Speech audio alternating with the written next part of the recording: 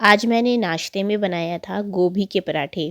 पहले तो मुझे डर लग रहा था कि पता नहीं ये निकल जाएगा, क्योंकि मैंने इस टाइप से फ़र्स्ट टाइम बनाया है। यहाँ पर मैंने कद्दूकस करके बनाया था, लेकिन ये बहुत अच्छे से बना। क्योंकि मुझे एक चीज़ तो ये समझ में आ गई कि इसमें क्या चीज़ है जिस बात का ख़्याल रखने से गोभी के पराठे से गोभी बाहर बिल्कुल नहीं निकलेगा और ये बहुत मज़े का बनेगा। तो चलिए बनाते हैं, और मैं ये टिप्स भी आपके साथ ज़रूर शेयर करती हूँ। मैंने यहाँ चॉपर का इस्तेमाल किया है। चॉपर में सबसे पहले गोभी को छोटे छोटे पीस में इस तरह से कट कर लेना है। जितना छोटा पीस कीजिएगा चॉपर में, उतनी आसानी से ये चॉप हो जाएगा। अगर आप ग्रेटर से ग्रेट करना चाहें तो वो भी आप कर सकती हैं। यहाँ पर गोभी को मैंने उबाल कर नहीं बनाया है, बल्कि कच्चे गोभी के पराठे बनाए हैं। जब आप कच्चे गोभी के पराठे बनाते हैं कद्दूकस करके, यानी कि चॉप करके, तो उसका टेस्ट अलग होता है। लेकिन जब उसे उबाल कर आप बनाते हैं तो उसका टेस्ट अलग होता है। अगर आपने बनाया है तो आप मुझे ज़रूर बताइएगा कि दोनों के टेस्ट में कितना फ़र्क होता है और कौन सा आपको ज़्यादा अच्छा लगता है। यहाँ पे देखिए, मैंने बहुत अच्छे से यहाँ पे चॉप कर लिया है। अब हम इसे एक प्लेट में निकाल देंगे, और इसी चॉपर में मैंने धनिया की पत्ती और हरी मिर्च और छोटा सा टुकड़ा मैंने एक अदरक का लिया है, उसे चॉप कर लिया है। लेकिन चॉप करने के लिए ये अगर हम खालिस ऐसे करेंगे ना तो ये चॉप नहीं हो पाएगा, क्योंकि क्वांटिटी कम है। इसलिए मैंने क्या किया कि जो चॉप किया हुआ गोभी था ना, उसमें से थोड़ा सा इसमें शामिल कर लिया है। और हाँ, जब इसे चॉप करें तो पहले से थोड़ा सा कट कर ले, ताकि ये बहुत आसानी से चॉप हो जाए। क्योंकि गोभी यहाँ पे थोड़ा सा चॉप किया हुआ है ना, तो यहाँ पे बहुत ही आसानी से चॉप्ड हो जाएगा। अब हम इसे बहुत अच्छे से चॉपर में चॉप कर लेंगे। और देखिए, यहाँ पे ये चॉप हो चुका है। अब हम इन सारे चीज़ों को एक साथ प्लेट में डाल लेंगे, और इसमें कुछ मसाले शामिल करना है। ज़्यादा मसाले नहीं शामिल करना है, लेकिन कुछ मसाले जो बेसिक मसाले हैं उसको ज़रूर शामिल करेंगे। उसमें पहले नमक शामिल करना है। उसके बाद रोस्टेड पाउडर मैंने ज़ीरा, धनिया और लाल मिर्च का लिया था। इसे मैं रोस्ट करके पहले से रखती हूँ। ये 1 टीस्पून मैंने शामिल कर दिया है। अब इसमें कोई भी मसाला और नहीं जाएगा। यहाँ पर मैंने आटा पहले से मिला कर रख लिया था। अब हम इसके छोटे छोटे पेड़े बना लेंगे, और इसे बहुत अच्छे से, जैसे कटोरी नुमा शेप देते हैं ना, जैसे आलू के पराठे बनाते हैं, जो भी आप पराठे घर में बनाती हैं, उस तरह से शेप देकर इसमें स्टफिंग को, जो गोभी की स्टफिंग मैंने तैयार की है, उसे इसमें इस तरह से शामिल करते जाएंगे और पराठे तैयार कर लेंगे। जब भी गोभी का पराठा बनता है या कोई भी पराठा बनता है, तो यहाँ तक आकर सारी चीज़ें बहुत सही चलती हैं। लेकिन जब हम इसे बेलने लगते हैं, जब उसे पराठा की तरह बेलते हैं, तो वहाँ से स्टफिंग निकल जाती है। तो यहाँ पे बहुत सी टिप्स और ट्रिक्स है जिसका बहुत अच्छे से फॉलो करना है, जिससे कभी भी जो स्टफिंग है ना वो बाहर नहीं निकलेगी। आप कोई भी पराठा बनाइएगा, उसकी स्टफिंग बाहर नहीं निकलेगी।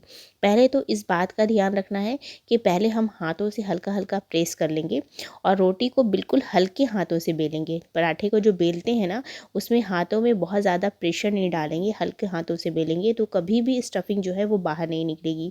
यहाँ पर मैंने इसीलिए जितने भी पराठे बनाए थे, मैंने सबको आपको दिखा दिया है, ताकि अगर एक में समझ में ना आए तो दूसरे में बहुत आसानी से आप समझ सकती हैं। बहुत से लोग क्या करते हैं कि उनको इतना डर लगता है कि वो स्टफिंग ज़्यादा डालते ही नहीं, और जिससे बहुत थोड़े से गोभी कहीं कहीं पर पराठे में नज़र आते हैं, जिससे उसका जो टेस्ट है ना वो बिल्कुल ख़राब हो जाता है या अच्छा नहीं लगता है खाने में।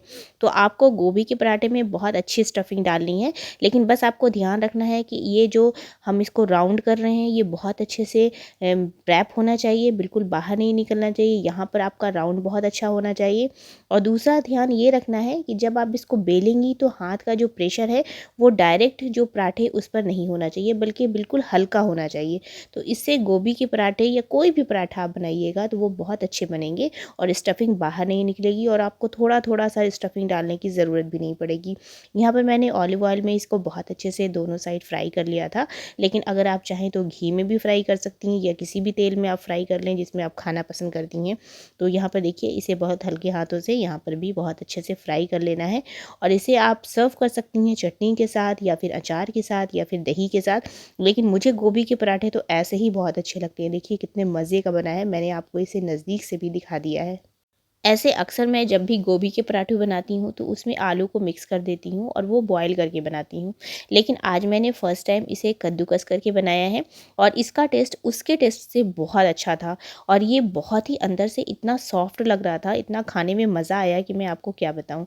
तो आप भी अगर ऐसे बनाती हैं तब तो बहुत अच्छी बात है, लेकिन अगर आपने ऐसा नहीं बनाया है तो कभी ऐसे बना के ज़रूर देखिएगा। इसका टेस्ट उसके टेस्ट से बहुत अच्छा होता है। तो यहाँ पर देखिए, मैंने सारे पराठे बना लिए हैं, और उसी तरह से जैसे मैंने आपको बताया था उसी प्रोसेस को मैंने फॉलो किया है और उसी तरह से सारे पराठे तैयार कर लिए हैं। आपको गोभी के पराठे कैसे लगते हैं और पराठों में आपको कौन सा पराठा सबसे अच्छा लगता है, मुझे कमेंट्स में ज़रूर बताइएगा। वीडियो अच्छी लगी हो तो ज़रूर लाइक कीजिएगा और चैनल्स पर नए हैं तो सब्सक्राइब ज़रूर कीजिएगा। ठंड के मौसम में जब गोभी शुरुआत में आती है ना, तो उसका टेस्ट बहुत अच्छा होता है। तो अभी अगर आप गोभी के पराठे बनाती हैं तो इसका टेस्ट बहुत अच्छा आएगा। गोभी के पराठे का जो टेस्ट है वो इस बात पर भी डिपेंड करता है कि गोभी कैसी थी। अगर गोभी शुरुआत वाली गोभी होती है जो ठंड के मौसम में शुरुआत में निकलती है, उसका फ्लेवर्स बहुत अच्छा आता है। ऐसे तो आज का ज़माना ऐसा है कि आपको कोई भी सब्ज़ी हर मौसम में नज़र आती है। यहाँ पर देखिए बिल्कुल तैयार हो गया है गोभी के पराठे और मैं इसे आपको खोल कर दिखाती हूँ।